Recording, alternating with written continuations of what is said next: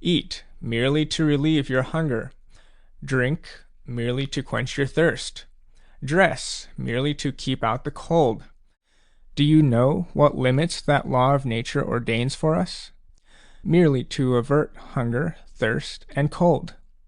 Nature's needs are easily provided and ready to hand. It is the superfluous things for which men sweat.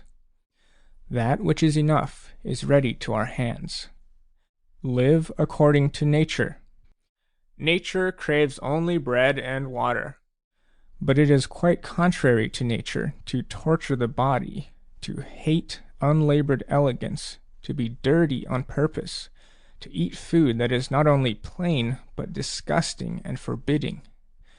Just as it is a sign of luxury to seek out dainties, so it is madness to avoid that which is customary and can be purchased at no great price.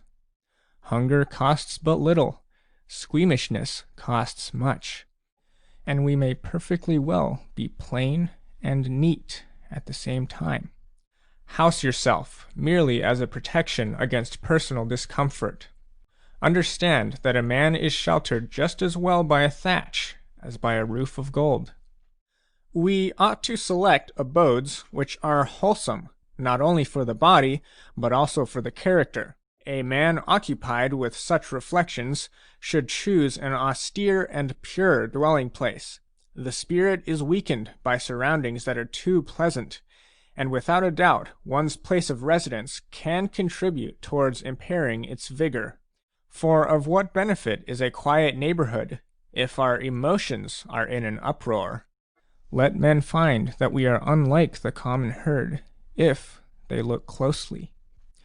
If they visit us at home, they should admire us rather than our household appointments. He who has made a fair compact with poverty is rich. Poverty is contented with fulfilling pressing needs. This object is bound to perish. Yes, it was a mere extra. You will live without it just as easily as you have lived before. I do not regard a man as poor, if the little which remains is enough for him. It is not the man who has too little, but the man who craves more that is poor. Do you ask what is the proper limit to wealth? It is, first, to have what is necessary, and second, to have what is enough. Nothing will ever please me, no matter how excellent or beneficial, if I must retain the knowledge of it to myself.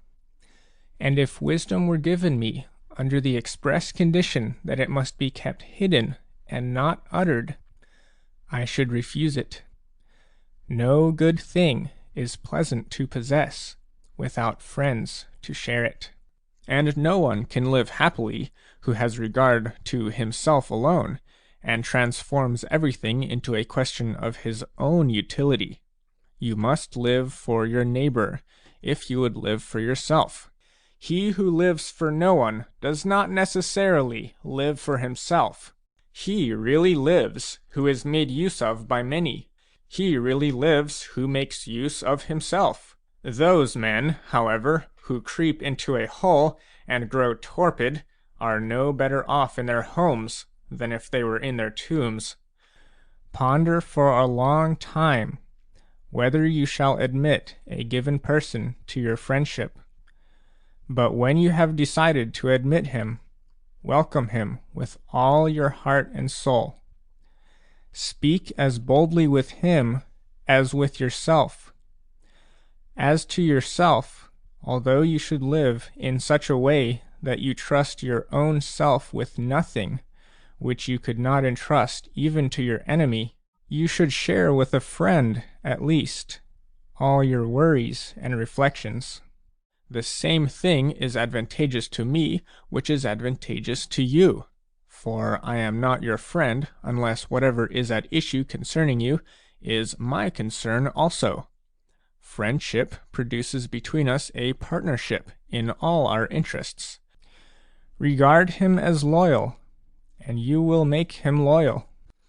Some, for example, fearing to be deceived, have taught men to deceive. By their suspicions, they have given their friend the right to do wrong. It is equally faulty to trust everyone and to trust no one. Yet the former fault is the more ingenuous, the latter the more safe. A friend loves you, of course, but one who loves you is not in every case your friend. Friendship, accordingly, is always helpful, but love sometimes even does harm. We feel a joy over those whom we love, even when separated from them. But such a joy is light and fleeting. The sight of a man, and his presence, and communion with him, afford something of living pleasure. This is true, at any rate, if one not only sees the man one desires, but the sort of man one desires. Let us greedily enjoy our friends, because we do not know how long this privilege will be ours. It is better to replace your friend than to weep for him. In the writings of Hecato, it is these words, quote, "What progress, you ask, have I made? I have begun to be a friend to myself."